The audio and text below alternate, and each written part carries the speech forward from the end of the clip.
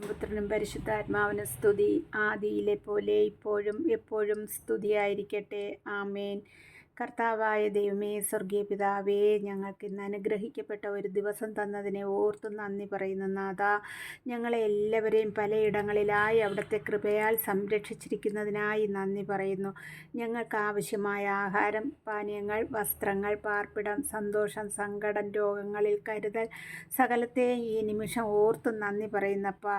ഇന്ന് പ്രഭാതം മുതൽ ഈ കിടക്കാൻ പോകുന്ന സമയം വരെ അവിടുത്തെ കരുതൽ ഞങ്ങളുടെ കൂടെയുള്ളതിനെ ഓർത്ത് നന്ദിയോടുകൂടി സ്തുതിക്കുന്നു.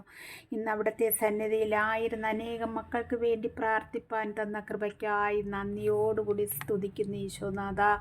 ഞങ്ങളിതാ ഉറങ്ങുവാൻ പോകുന്നു കർത്താവേ. ഞങ്ങൾക്ക് നല്ല നിദ്ര നൽകി അനുഗ്രഹിക്കണമേ അപ്പാ. രാത്രിയിൽ ഒരു ദുർസ്വപ്നവും കാണുവാനിടവരാതെ വണ്ണം അവിടുന്ന് പരിപാലിക്കണമേ. ഒരു അന്ധകാര ശക്തികളോ പൈശാചിക തന്ത്രങ്ങളോ വിഷജന്തുക്കളോ പ്രാണികളോ ഞങ്ങളെ ആരെയും ഉപദ്രവിപ്പാനോ അടുത്തുകൂടുവാനോ ഇടയാക്കാതെ വണ്ണം അവിടുന്ന് പരിപാലിച്ചു കൊള്ളണമേ എന്ന് പ്രാർത്ഥിക്കുന്നു ഈശോപ്പ. ഒരു കള്ളന്മാരോ ഒരു അക്രമികളോ ഞങ്ങളുടെ ഭവന കാമ്പൗണ്ടുകളിലോ ഭവനങ്ങളിലോ കടന്നുകൂടുവാനോ ഞങ്ങളുടെ അടുത്തേക്ക് നോട്ടം വയ്ക്കുവാനോ ഇടവരാതെ വണ്ണം അവിടുത്തെ ദൂതഗണങ്ങളെ കൊണ്ട് കോട്ട കെട്ടി സംരക്ഷണം നൽകി അനുഗ്രഹിക്കണമേ ഈശോയെ.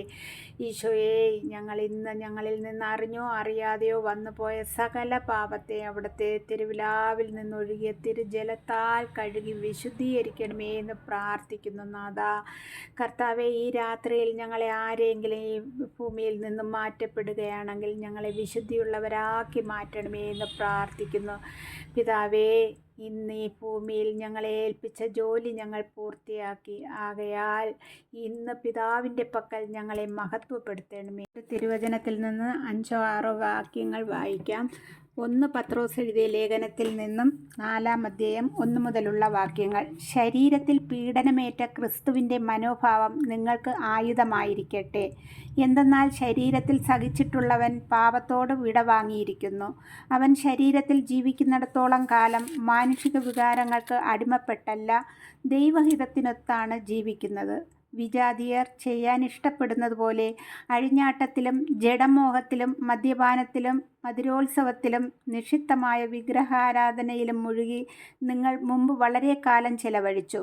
അവരുടെ ദുർവൃത്തികളിൽ ഇപ്പോൾ നിങ്ങൾ പങ്കുചേരാത്തതുകൊണ്ട് അവർ വിസ്മയിക്കുകയും നിങ്ങളെ ദുഷിക്കുകയും ചെയ്യുന്നു. എന്നാൽ ജീവിക്കുന്നവരെയും മരിച്ചവരെയും വിധിക്കാനിരിക്കുന്നവൻ്റെ മുൻപിൽ അവർ കണക്ക് കൊടുക്കേണ്ടി വരും.